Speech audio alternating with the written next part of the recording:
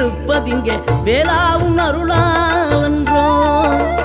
கோடி பணம் இருந்தாலும் மேலும் அதை தேடுகின்ற மானிடர்கள் கூட்டம் நடுவே மனம் தேடி உனை திரிந்தபடி திருப்புகழை பாடும் என நாடி வந்து காத்த குருவே.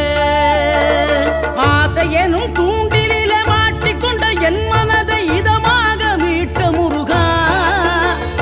மோகமெனும் தீச்சுழலில் முங்கிவிட இருந்த என்னை முழுதாக காத்த இறைவா, முழுதாக காத்த இறைவா.